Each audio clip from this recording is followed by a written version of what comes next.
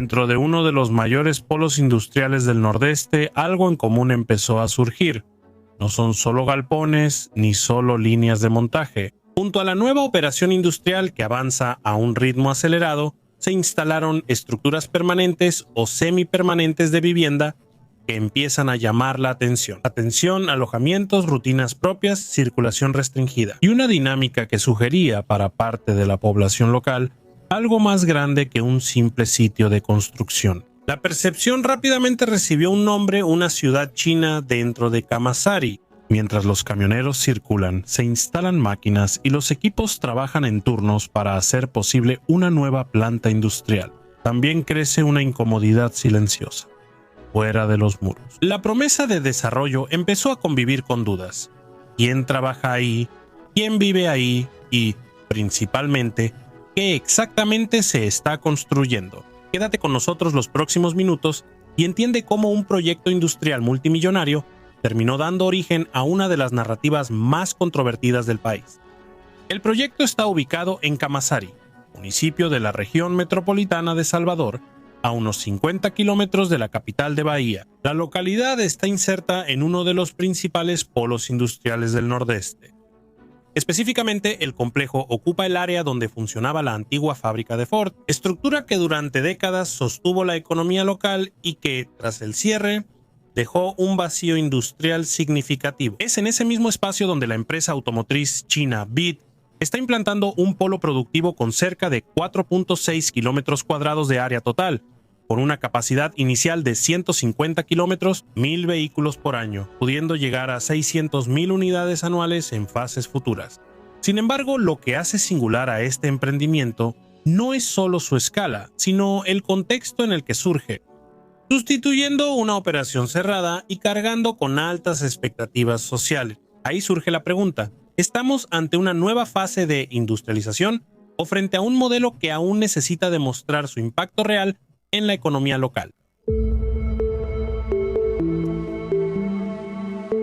Para comprender el origen de este emprendimiento es necesario considerar el impacto causado por el cierre de las actividades de Ford en Camaçari. La salida de la automotriz generó un efecto inmediato sobre el empleo, la recaudación y la dinámica económica regional, creando una demanda urgente de sustitución productiva. Pues en ese vacío que BYD entró, el proyecto pasó a presentarse como una respuesta estratégica basada en 3 pilares: reindustrialización, inserción en la cadena global de vehículos eléctricos y el reposicionamiento de Bahía en un sector asociado a la alta tecnología.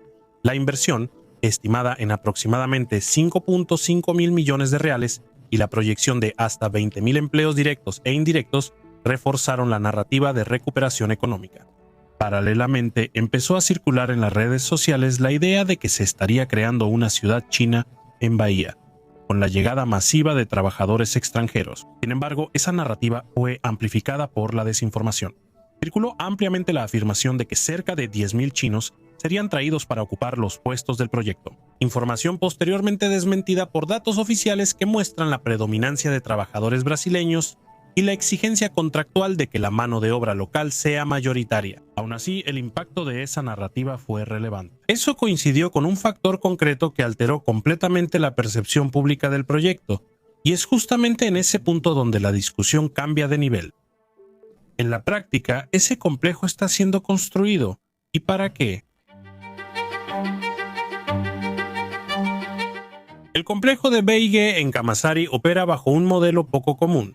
Parte de la planta ya funciona desde 2025, mientras que otras áreas aún están en construcción dentro del mismo perímetro industrial. Pero existe una segunda capa en esta implementación, una capa menos visible y más sensible. Durante la fase de adaptación y construcción, se estructuraron áreas de vivienda dentro del propio complejo para alojar a los trabajadores directamente involucrados en las obras, principalmente a los chinos. En la práctica se trata de una infraestructura funcional y planificada, espacios de adaptación colectiva, áreas de alimentación, logística interna y organización de rutinas, alineadas al ritmo de la obra y a los turnos operativos. Estas estructuras están organizadas en núcleos de concreto con módulos habitacionales y áreas comunes, dimensionadas para albergar a cientos de trabajadores simultáneamente. Este modelo es común en grandes proyectos industriales, donde la proximidad entre la vivienda y la obra permite un mayor control operacional. Sin embargo, lo que es funcional desde el punto de vista de la ingeniería no necesariamente es neutral desde el punto de vista social. La concentración de estas estructuras dentro de un mismo perímetro, asociada a la presencia de trabajadores extranjeros y a la ausencia inicial de una comunicación clara, llevó a parte de la población local a interpretar ese núcleo como algo más que un alojamiento convencional. La impresión era clara. Eso ya funcionaba como un espacio aparte, un ambiente relativamente aislado, casi una ciudad autónoma. Mientras tanto, la obra industrial sigue avanzando. Paralelamente, la antigua estructura de Ford está siendo profundamente reconfigurada. Se adaptan los galpones para nuevas líneas de montaje, se reorganizan los accesos logísticos y la infraestructura energética existente se recalibra para soportar una nueva logística productiva, basada en la electrificación y la automatización. La fase inicial de la operación fue estructurada bajo el régimen SKD, en el cual los vehículos llegan parcialmente ensamblados y pasan por la finalización en Brasil.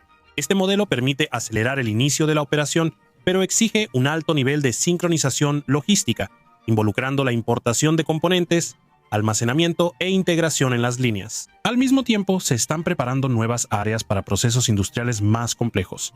La estampación, la soldadura robotizada, la pintura automotriz y el ensamblaje de baterías exigen un control ambiental riguroso, aislamiento técnico e infraestructura altamente especializada. Estas etapas son esenciales para transformar el complejo en una planta completa, reduciendo gradualmente la dependencia de insumos externos. Desde el punto de vista de la ingeniería, el diseño de la fábrica está pasando por una reorganización total. Sistemas automatizados, como cintas inteligentes y vehículos guiados, automáticamente empiezan a integrar diferentes sectores de la planta en tiempo real. Cada equipo pasa por procesos rigurosos de calibración y pruebas de validación antes de entrar en operación. También vale la pena destacar que el proyecto incorpora la creación de un ecosistema industrial interno. Estructuras heredadas de Ford están siendo destinadas a proveedores, permitiendo que empresas asociadas operen dentro del mismo perímetro productivo. Esta proximidad reduce el costo logístico, aumenta la eficiencia y acelera el ritmo productivo, pero también exige una coordinación constante entre diferentes empresas. Paralelamente, la infraestructura externa también se amplía y los sistemas viales e internos se reconfiguran para soportar un mayor flujo. Las áreas de carga y descarga se expanden y las redes de servicios como energía eléctrica, agua industrial y telecomunicaciones se refuerzan para atender la demanda creciente. Fue en este ambiente de aceleración donde surgió el principal punto de quiebre, la ruptura del proyecto. Las inspecciones realizadas entre 2024 y 2025 identificaron a 471 trabajadores chinos traídos de forma irregular, de los cuales 163 estaban en condiciones clasificadas como análogas a la esclavitud. Se señalaron jornadas extenuantes, condiciones degradantes de alojamiento y restricciones de libertad. Este episodio estuvo directamente relacionado con los frentes de implementación de la obra, donde la presión por el plazo y la necesidad de mano de obra especializada contribuyeron a la falla de gobernanza. Como consecuencia, se aplicaron más de 60 autos de infracción y parte de las actividades llegó a ser temporalmente interrumpida. Posteriormente, se rescindieron los contratos con las empresas involucradas y se adoptaron medidas correctivas. Aún así, el caso expuso una fragilidad importante.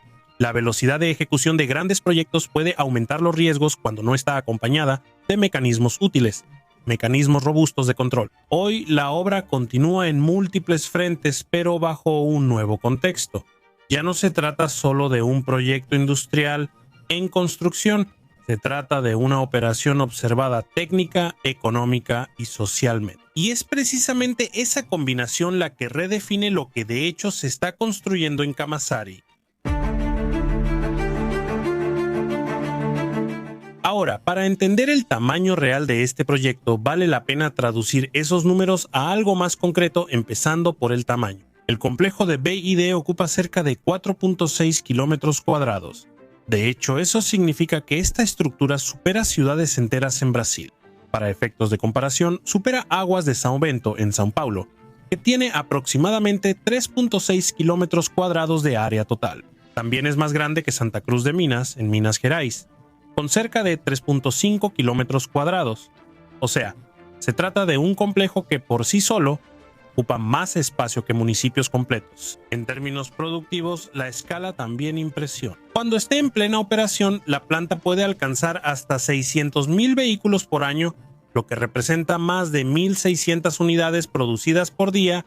Ya en el aspecto financiero, la inversión, estimada en 5.5 mil millones de reales, ayuda a dimensionar el tamaño del proyecto. Con ese valor, sería posible adquirir aproximadamente 73,000 autos populares de 75,000 reales. Este conjunto de números muestra que no estamos ante una fábrica convencional, sino ante una estructura industrial de escala territorial.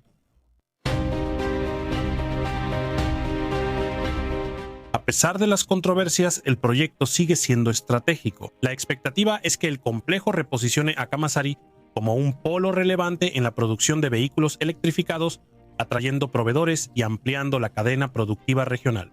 Esto puede significar una recuperación económica, generación de empleos y la reactivación de una estructura industrial que había perdido protagonismo tras la salida de Ford. Pero este avance no ocurre en línea recta. El caso que involucra a los trabajadores extranjeros en condiciones análogas a la esclavitud, expuso fragilidades que van más allá de la obra en sí y afectan la percepción pública sobre el proyecto. Al mismo tiempo, parte de la población local empezó a cuestionar no solo la ejecución, sino también la distribución de los beneficios generados. El resultado es un escenario de expectativa mezclada con cautela y, en muchos casos, irritación de los habitantes de la región. Esto se debe a que el proyecto empezó a concentrar tres factores sensibles al mismo tiempo: la percepción de un núcleo aislado, dudas sobre quién realmente se beneficia de la operación y un episodio concreto que expuso fallas graves en las condiciones de trabajo. La llamada ciudad china de Camaçari no es en realidad una ciudad, sino un complejo industrial a gran escala con una fuerte influencia internacional. Aún así, lo que está en juego va más allá de la estructura física. Este proyecto revela cómo las grandes obras no solo transforman el espacio, sino también las relaciones económicas, sociales e institucionales a su alrededor. Porque al final la cuestión central no es solo qué se está construyendo, sino cómo y para quién se está construyendo. Y es esa respuesta la que va a definir si Camaçari vive una nueva etapa de desarrollo o solo otro ciclo de dependencia industrial. Gracias por haber visto este video hasta aquí. ¿Y tú qué piensas de todo esto? Aquí tenemos información relacionada con lo que los medios nos transmiten y yo se las estoy compartiendo con mucha curiosidad. Tu precaución con la información e imparcialidad, pero me gustaría saber de ti, ¿qué crees que están haciendo en Camaçari, en Bahía, tanto en el tema de infraestructura como en el tema económico? Deja tu opinión en los comentarios, me aseguraré de leerlos todos. Yo me despido por aquí. Un fuerte abrazo y hasta el próximo video.